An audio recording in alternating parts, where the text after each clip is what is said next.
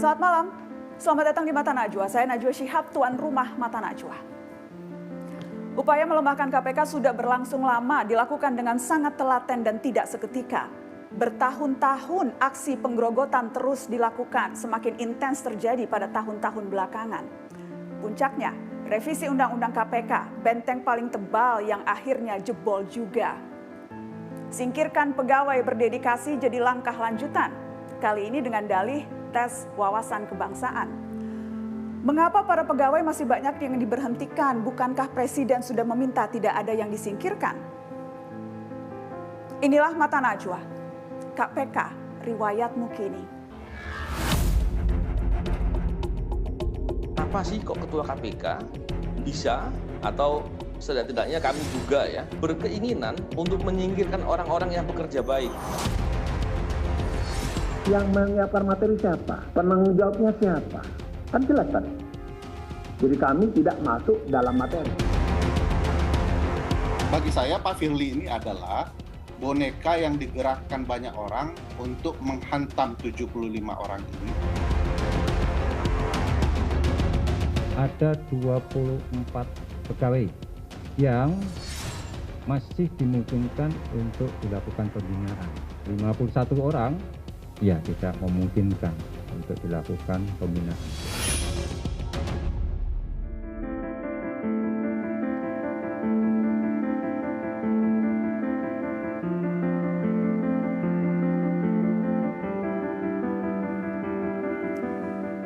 Satu pegawai KPK disingkirkan dan 24 pegawai lainnya yang tak lolos tes wawasan kebangsaan akan dibina.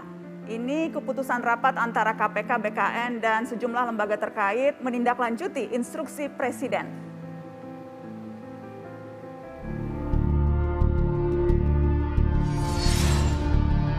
Kita sepakati bersama dari 75 itu bahwa ada 24 pegawai yang masih dimungkinkan untuk dilakukan pembinaan sebelum diangkat menjadi ASN.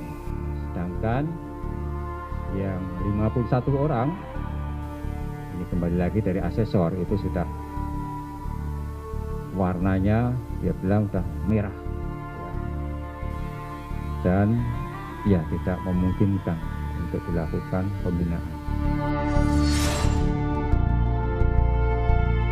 Tentu ini adalah bentuk dari suatu pembangkangan dari lembaga negara karena Presiden sudah jelas menyatakan bahwa 75 pegawai bisa dilakukan pembinaan, pendidikan kedinasan sehingga dia tidak harus menjadi keluar dari KPK dan dia bisa menjadi bagian dari pegawai-pegawai terbaik dari pemberantasan korupsi.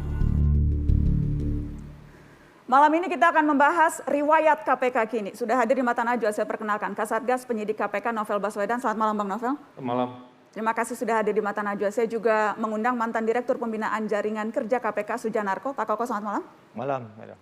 Hadir juga pengajar Sekolah Tinggi Hukum Jentera Bivitri Susanti. Bibip, terima kasih sudah hadir. Dan saya mengundang politikus PDI Perjuangan Masinton Pasaribu. Bang Masinton, apa kabar? Ya, selamat malam Mbak Najwa. Terima kasih sudah hadir. Hari ini hadir juga di studio Mata Najwa 20 dari 75 pegawai KPK yang dinonaktifkan.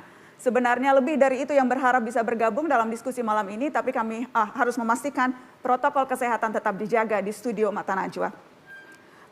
Karenanya saya mau ke teman-teman dulu yang ada di bangku penonton Mata Najwa. Saya ingin bertanya ke Bang Andre. Ada Bang Andre Nainggolan. Bang Andre, jadi posisi Anda di KPK saat ini sebagai? Saya salah satu penyidik. Salah satu penyidik. Apakah Anda sudah tahu apakah yang termasuk dalam 51 yang dianggap merah sehingga sudah tidak bisa dibina atau 24 yang masih bisa dibina katanya? Sampai saat ini belum mengetahui. Anda belum tahu, Anda masuk yang kelompok 51 atau yang 24? Ya. Tapi sehari-hari Anda masih ke kantor? Ke kantor? Melakukan apa? Tidak ada, mungkin hanya membaca email dan lain-lain. Tidak melakukan kegiatan sesuai tugas fungsi sebagai penyidik. Padahal biasanya sebelum dinonaktifkan, tugas Anda itu meliputi apa saja? Tentunya melakukan kegiatan penyidikan, seperti menganalisis barang bukti, melakukan pemeriksaan terhadap saksi dan tersangka dan lainnya. Saya boleh tahu 1, 2, 3 kasus yang saat ini Anda sedang tangani yang akhirnya tidak bisa Anda pegang karena Anda dinonaktifkan? Terakhir yang saya tangani adalah perkara bansos. Bansos yang melibatkan Menteri Sosial? Ya, Itu yang Anda pegang? ya, Dan karena Anda dinonaktifkan, Anda tidak bisa megang kasus itu? ya. Rugi sekali rakyat Indonesia tidak bisa melihat kelanjutan dari kasus itu karena Anda dinonaktifkan. Baik, saya ingin ke Nova Riza. Ya, selamat malam Mbak Nana. Selamat malam Mbak Nova, terima kasih sudah hadir di studio Mata Najwa. Mbak Nova, Anda sudah tahu Anda termasuk yang akan disingkirkan atau yang akan masih bisa dibina? Sampai dengan saat ini belum Mbak Nana. Belum tahu? Belum. Feeling Anda yang mana Mbak? Nggak tahu juga. Nggak tahu? Tapi mau 51 atau 24 saya rasa sih sama saja. Samanya karena? Ya karena kan sesuai dengan pernyataan Pak Alex Marwata yang 24 masih bisa dibina tapi setelah itu dites kembali. Jadi tidak ada jaminan juga akan lulus tes wawasan kebangsaan ini. Dan posisi Anda sekarang apakah sama seperti Bang Andre masih ke kantor tapi tidak melakukan apa-apa? Kalau saya sih ketika menerima SK non aktif ya istilahnya dan disuruh mengembalikan tugasnya kepada atasan, saya sih lebih memilih cuti sebetulnya. Walaupun ya sehari-hari masih juga kadang ke kantor untuk ya beberapa pekerjaan membaca email kata sama dengan Bang Andre kira-kira gitu. Dan posisi Anda Kasatgas penyidik ya? Bukan, saya kebetulan saya anak buahnya Pak Sujanarko. Oh Pak Sujanarko, di bawah Pak Sujanarko. Betul. Di Direktur Pembinaan Jaringan Kerja Antar Komisi dan Instansi. Betul Mbak Nana. Oke baik, saya mau ke satu lagi ke Ronald. Ya. Anda juga sekarang masih ke kantor tidak? Alhamdulillah masih Mbak. Ngapain? Kan udah dinonaktifin. Ya sama seperti Bang Nenggo mungkin, tidak hanya baca email, cek-cek WA mungkin seperti itu aja. Merasa makan gaji buta nggak? Sangat Mbak. Sangat. Tidak Dan bisa. itu mengganggu tidak? Ya dari hati nurani sih terasa tidak enak aja gitu Mbak. Tidak bisa melaksanakan kegiatan apa-apa. Padahal sebetulnya Anda sedang menangani kasus apa? Salah satu DPO yang sedang dicari mungkin Mbak. DPO yang sedang dicari? Iya. Harun Masiku bukan? Iya Mbak. Anda sedang menangani kasus Harun Masiku? Ya. Berapa orang yang menangani kasus itu? Yang saat ini sebenarnya terakhir sih ada 2 orang, cuman yang satu dipindahkan, jadi kemungkinan hanya saya sendiri sih. Jadi cuma Anda yang menangani kasus Harun Masiku sekarang dan Anda dinonaktifkan? Untuk dari penyidiknya Mbak ya. Oke. Terima kasih sudah hadir di Mata Najwa. Nanti saya juga akan ke yang lain. Bang Novel, Anda, pertanyaan saya sama dengan Andre. Anda sudah tahu posisi Anda yang 51 atau 24 atau tidak ngaruh sebetulnya? Terima kasih Mbak Najwa. Saya nggak tahu di poin yang mana. Tapi apapun posisinya, saya melihat ini justru malah seperti menghina gitu. Kenapa? Karena kami itu yakin bahwa proses tes ini tidak dilakukan dengan sebagaimana mestinya. Dan yang kedua, terkait dengan tes ini, kemudian kami di stigma seolah-olah tidak berwawasan kebangsaan, tidak Pancasilais, dan lain-lain. Padahal kami sudah sering mengikuti tes-tes serupa, kami sudah menunjukkan Dharma Bakti yang sebaik-baiknya dalam pelaksanaan tugas, terus dibuat seolah-olah kami adalah orang yang bermasalah, bahkan beberapa dikatakan tidak bisa dibina lagi, itu kan sangat buruk sekali. Dalam beberapa kesempatan pimpinan KPK pernah mengatakan bahwa menggunakan koruptor atau orang yang tersangka koruptor untuk hal-hal yang terkait dengan anti korupsi. Kami sepertinya dibuat lebih jelek dari itu.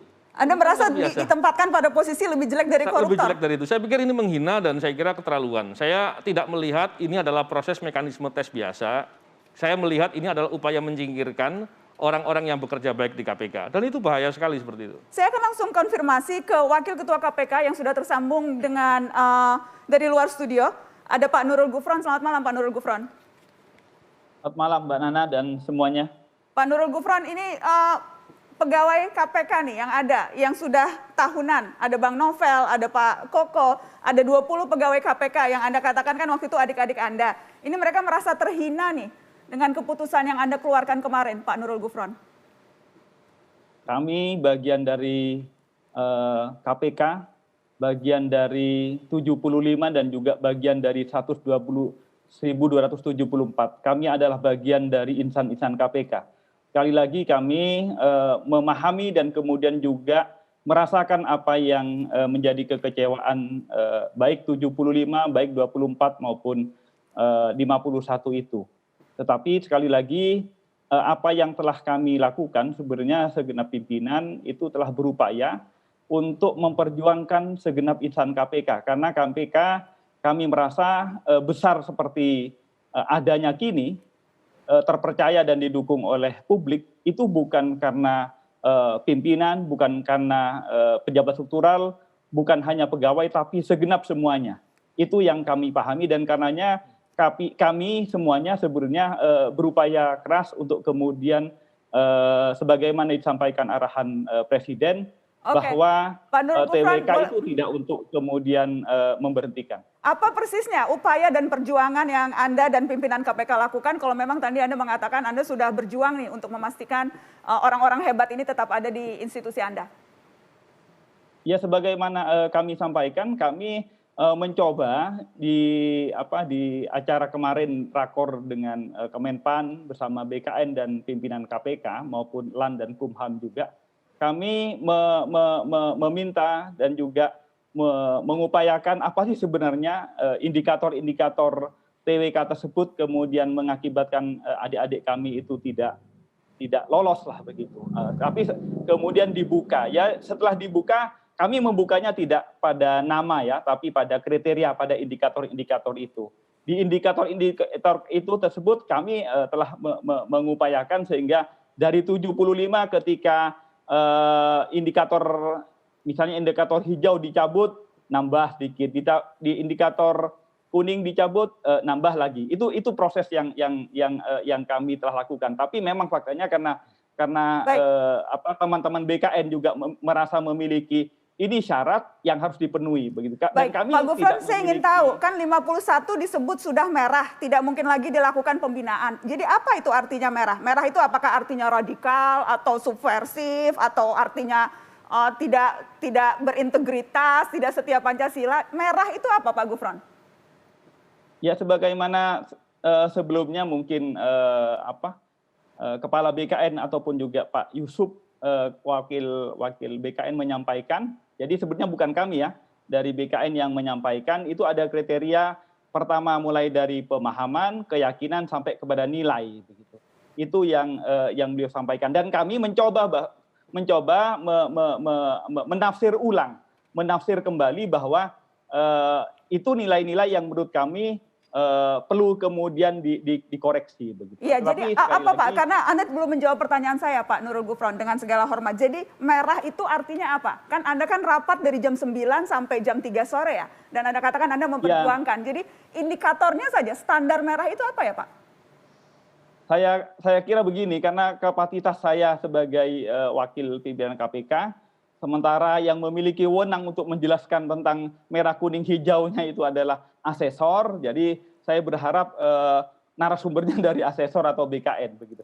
Saya ingin tapi KPK kan usernya ya Pak. KPK user, ya asesornya BKN, KPK user, pegawainya pegawai KPK yang dirugikan juga KPK. Saya ingin tahu apakah Anda tidak bisa menjelaskan merahnya itu apa? Itu pertanyaan yang sangat sederhana menurut saya Pak. Lah ya bukan, tapi tentang merah apa itu artinya, kuning apa dan hijau itu sekali lagi itu ranah asesor. KPK adalah user sebagaimana kementerian-kementerian lainnya ketika rekrutmen, ketika kemudian peningkatan karir itu asesornya, asesmennya ke BKN. Oke, jadi KPK pasrah terserah saja, pasrah bongkokan kepada BKN. Kita akan lanjutkan setelah pariwara, Pak Nurul Gufron, saya akan berikan kesempatan juga teman-teman yang Anda perjuangkan, tadi Anda sebutkan, untuk bertanya langsung ke Anda. Setelah pariwara tetap di Mata Najwa.